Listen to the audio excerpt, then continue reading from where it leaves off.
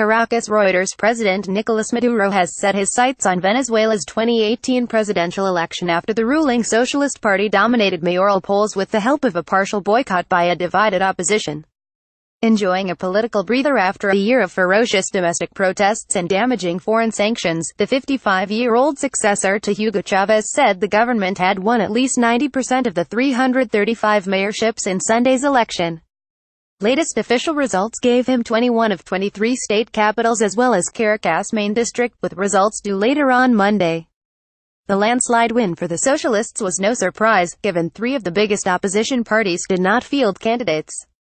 The elections left Maduro favored to be the socialist candidate in next year's presidential race, despite the ambitions of rivals within government and an economic crisis that has pummeled the OPEC nations since his 2013 election. "Let's get ready for 2018, he told cheering supporters in a Caracas square shortly before midnight on Sunday, next to a statue of Venezuela's independence hero Simón Bolívar. Maduro also declared fixing Venezuela's broken economy a priority. But opponents and even some government dissenters say it is his stubborn adherence to Chavez-era economic policies, such as currency controls, that is to blame for the crises.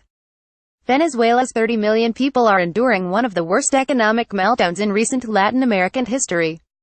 Millions are skipping meals, missing medicines, and lining up for hours at shops during acute shortages and crippling inflation.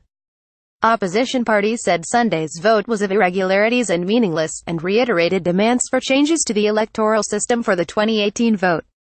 "What we saw yesterday was an electoral farce that in no way represents the will of the people," said Popular Will Party leader Juan Andrés Mejía, citing abuse of state resources and coercion of government employees to vote. Maduro, WELLPOSITIONED, for re-election. Three of the opposition coalition's main parties, Popular Will, Justice First and Democratic Action, boycotted Sunday's polls, saying the election board was a pawn of the government.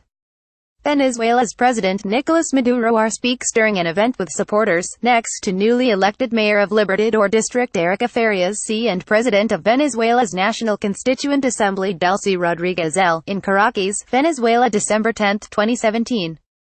Picture taken December 10, 2017. Miraflores Palace handout via Reuters. But other opposition parties did put up candidates, adding to confusion and acrimony within opposition ranks.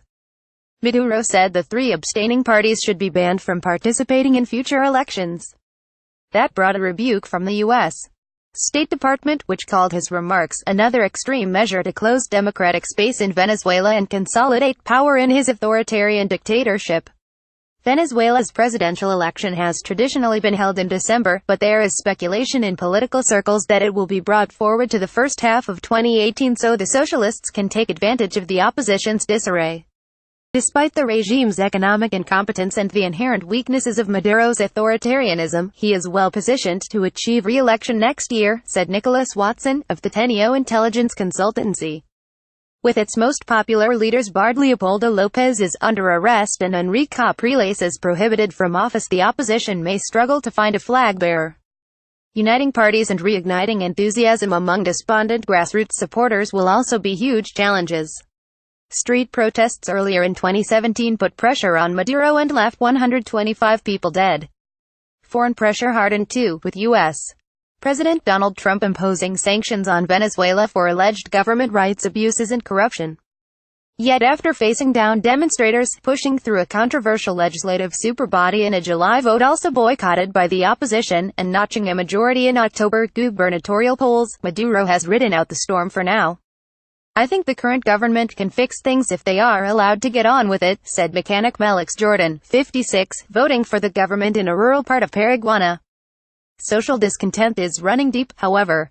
There is no sign so far of an alternative presidential candidate, despite calls in some quarters for popular billionaire businessman Lorenzo Mendoza to run. "My vote maybe doesn't change anything," said gardener Hector Machado, 64, who voted for the opposition in Táchira State. "But I still have hope for something better next year." Additional reporting by Mirsley Guanip in Paraguay and Angie Polanco in San Cristobal and Alexandra Elmer, Anir Chinia and Karina Pons in Caracas, editing by Jeffrey Bencoy and Rosalba O'Brien. Or Standards. The Thomson Reuters Trust Principles.